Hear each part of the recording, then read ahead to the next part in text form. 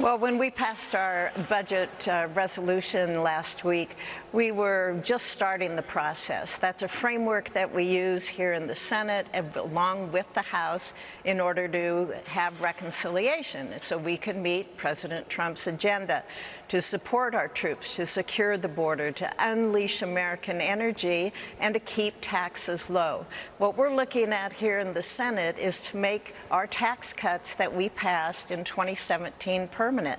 If we don't, the American public will see a $4 trillion tax increase at the end of 2026.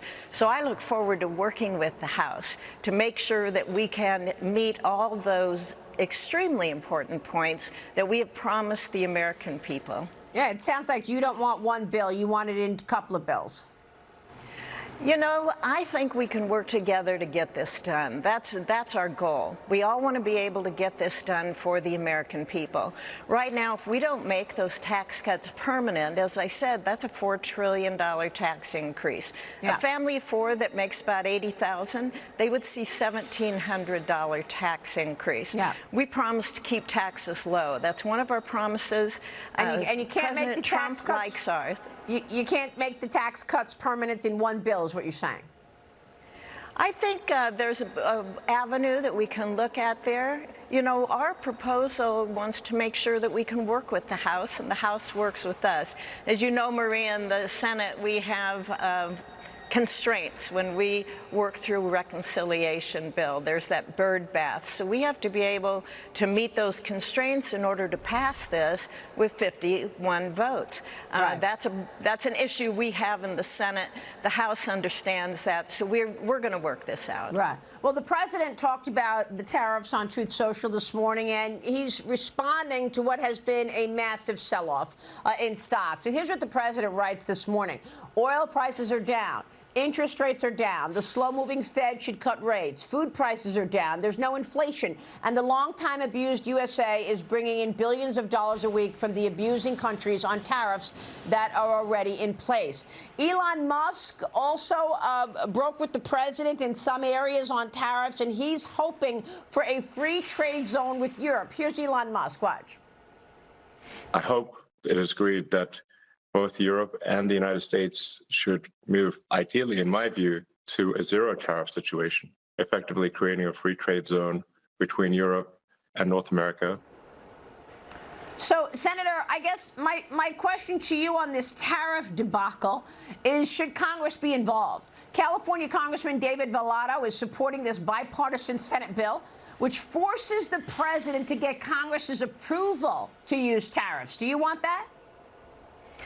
Well, I think being able to have input on these tariffs is extremely important. I think you're referencing the Grassley bill as well, where there's a number of senators who have signed on to that. I'm looking at it, but I want to give the president time. That's where I'm at, and that's where Nebraskans are, too, to be able to give the president time. As you quoted what he had put up this morning, I agree with those points. We're seeing a decrease in oil prices. We're seeing food prices come down. Here in Congress, we are looking at spending cuts to get spending under control. We're looking at getting rid of a lot of regulations out there. All of that is part of this package. So when we wait for the president's tariffs to be able to have an impact on the unfair trade practices that we have seen against ag producers, against manufacturing here in America, we want to make sure that we're going to be addressing that. Right now, for example, ethanol. Nebraska is an ethanol state. Yep. We are the second largest producer. When we talk about ethanol, ethanol from Brazil comes in with no tariff right now, none. They pay zero. Yep. But yet when we export ethanol to Brazil, 18%. Those kinds of actions by other countries need to stop. Those are prohibitive for exports. We had an administration under Joe Biden that did nothing. They had no interest whatsoever in trade. Well, and we saw right. over $40 billion trade deficit. Yep. That has to stop. So we're giving the president time. Yeah, and I know you sent a letter to the president in regard to that ethanol situation. So thank you for raising that. But, Senator, let me get your take on this, because the president has been using the IEEPA to impose these tariffs, and that's the International Emergency Economic Power Act, and that authorizes the president to regulate economic transactions and respond to national security issues. Handler this morning writes that we could actually see a challenge of the use of IEEPA on the legal front, that the use of IEEPA to impose tariffs is illegal, and it will eventually be reversed by the Supreme Court. If it's possible, the tariffs could be blocked by the courts as well. Could take a few weeks or months.